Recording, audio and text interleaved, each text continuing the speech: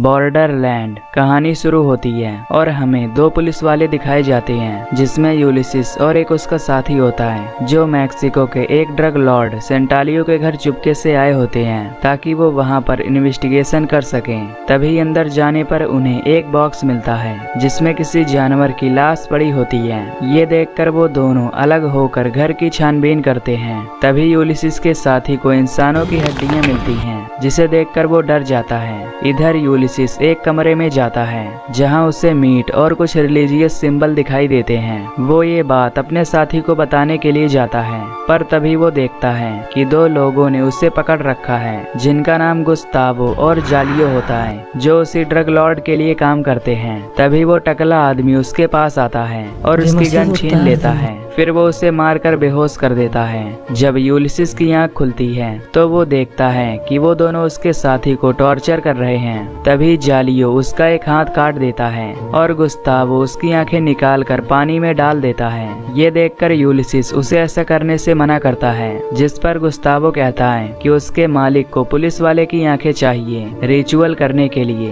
वो जालियो को उस पुलिस वाले का गला काटने के लिए कहता है। तभी जालियो चाकू से उसका गला काट देता है। गुस्तावो जबरदस्ती यूलिसिस को ये सब दिखाता है और उसे छोड़ देता है ताकि वो पुलिस डिपार्टमेंट में बता सके कि सेंटालियो से उलझने पर यही अंजाम होगा। अब कहानी 3 साल बाद की दिखाई जाती है, जहां हम 3 दोस्त एड, फिल और हेनरी को देखते हैं, जो टेक्सास के एक बीच पर एंजॉय कर रहे होते हैं। फिल उन दोनों से कहता है कि क्यों ना वो तीनों छुट्टी एंजॉय करने के लिए मैक्सिको जाएं, जहां वो स्ट्रिप क्लब में एंजॉय करेंगे। एड उसकी बात नहीं मानता, पर वो दोनों उसे मना लेते हैं। फिर ये तीनों मैक्सिको आ जाते हैं, जहां ये एक स्ट्रिप क्लब में जाते हैं। यहाँ एड की मुलाकात एक बारटेंडर से होती है, जो उसे काफी अच्छी लगती है। जब वो उससे बात करने जाता है तो देखता है कि एक आदमी उसे छेड़ रहा है। फिर जब वो उस आदमी को रोकता है तो वो एक चाकू उसके पेट में घुसा देता है। तभी बारटेंडर उस आदमी के सर में एक रॉड मारती है, जिससे वो बेहोश हो जाता है।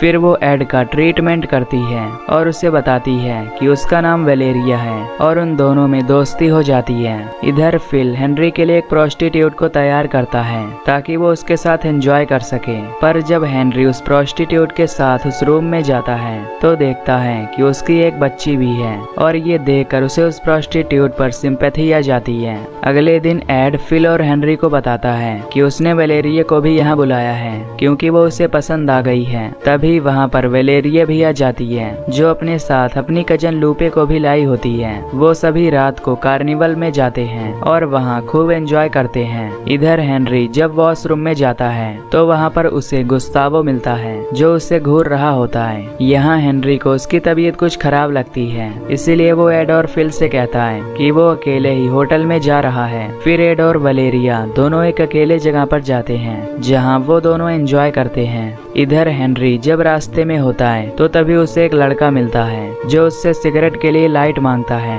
हेनरी उसकी सिगरेट जला देता है, पर तभी वो लड़का अपने साथियों को इशारा करता है, जिसके बाद वो गाड़ी लेकर वहां आ जाते हैं और हेनरी को किडनैप कर लेते हैं। तभी हम गाड़ी में गुस्तावो को देखते हैं, यानी कि वो आदमी सेंटालियो के ही थे। अब अगली सुबह जब हेनरी वापस नहीं आता तो एड और फिल काफी परेशान हो जाते हैं और उसकी मिसिंग रिपोर्ट लिखाने के लिए एक पुलिस स्टेशन जाते हैं। वहाँ पर यूलिसिस भी आया होता है, जो सेंटालियो के खिलाफ कुछ सबूत लाया होता है, पर पुलिस वाले उसकी बात नहीं सुनते और उसे पागल समझकर वहाँ से भगा देते हैं। तभी बाहर जाते हुए वो एड और फिल की बातें सुन लेता है कि उनका एक दोस्त गायब हो गया है, और उससे पता होता है कि उसे जरूर सेंटालियो ने ही उसे किडनैप किया है। इधर पुलिस एड और फिल की रिपोर्ट नहीं लिखते क्योंकि उसे खोए हुए अभी 72 घंटे नहीं हुए थे। यूलिसिस वहाँ से अपने घर आ जाता है और नींद की गोली लेता है, जिससे हमें पता चलता है कि अपने दोस्त की मौत से वो काफी सदमे में है और उसे पुलिस से भी निकाल दिया गया था।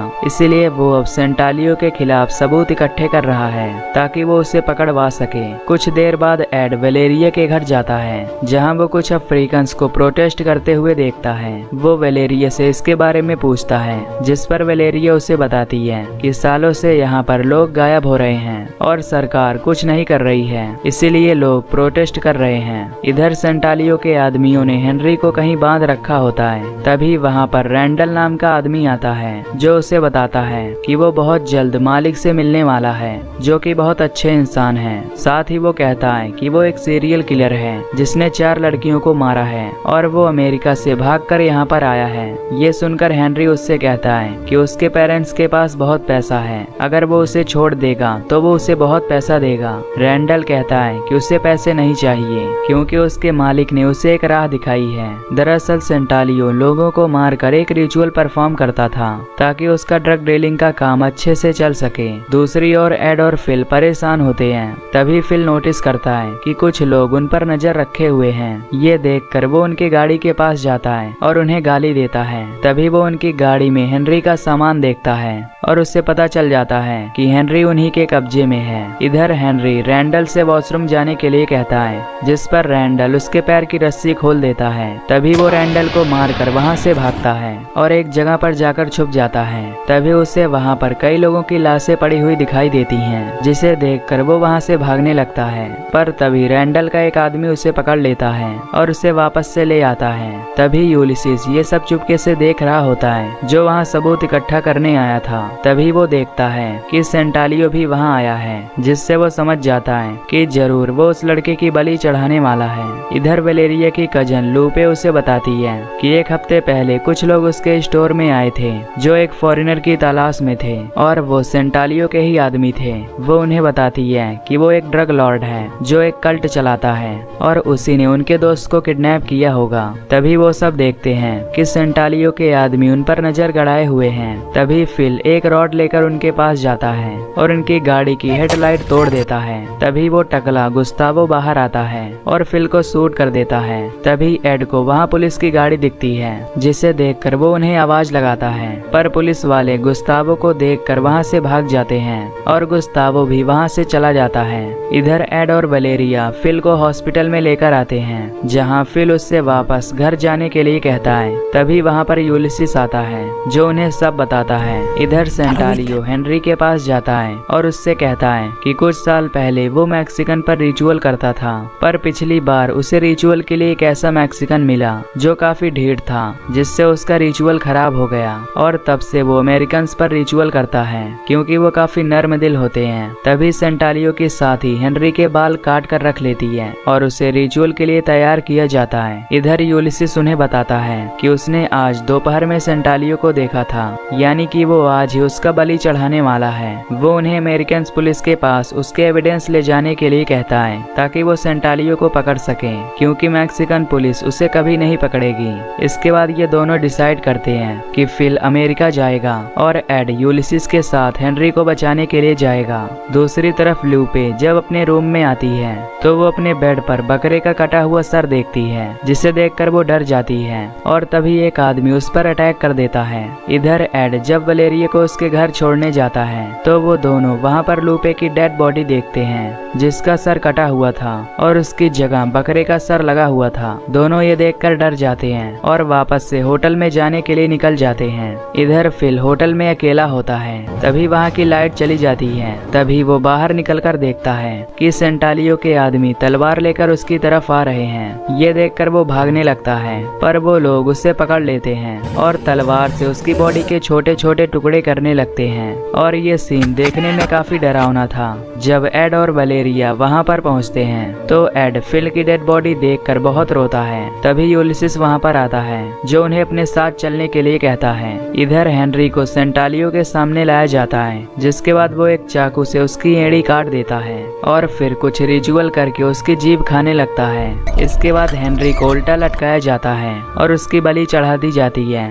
दरअसल सेंटालियो ये बलि इसीलिए चढ़ाता था ताकि उसका ड्रग्स कभी पकड़ा न जाए। फिर रिचुअल खत्म होने के बाद वो नहाने के लिए चला जाता है। तभी एड, यूलिसिस और वलेरिया भी वहाँ पहुँच जाते हैं और हेनरी को ढूंढने लगते हैं। तभी एड देखता है कि वो टकला हेनरी का कटा हुआ सर लेकर आया है। ये देखकर वो बहुत रोता है। इधर यूलिसिस गन लेकर सेंटालियो के पास पहुँच जाता है और उस पर गन पॉइंट कर देता है, पर तभी एक लड़की यूलिसिस पर हमला करती है, जिसका फायदा उठाकर सेंटालियो उसे शूट कर देता है। पर तभी यूलिसिस ही गोली चला देता है, जिससे सेंटालियो मारा जाता है। फिर वो जख्मी हालत में एड और वलेरिया के पास जाता है और वो सभी एक कार लेकर वहाँ से भागने लगते हैं। यूलिसिस एड से कहता है कि वो उसकी कहानी दुनिया को जरूर बताए कि उसने एक क्रिमिनल को मारा है। वो सभी एक बूढ़े आदमी के घर रुकते हैं और यूलिसिस वहीं पर मर जाता है। तभी सेंटालियो के आदमी वहाँ पर आ जाते हैं और उन पर हमला कर देते हैं। एड और वलेरिया एक एक करके उन सभी को मार देते हैं, जिससे सेंटालियो की पूरी गैंग मर जाती है। फिर हमें बताया जाता है कि मैक्सिकन अथॉरिटी को सेंटालियो के घर में 4 kg कोकेन और कई लोगों के बाल मिले थे,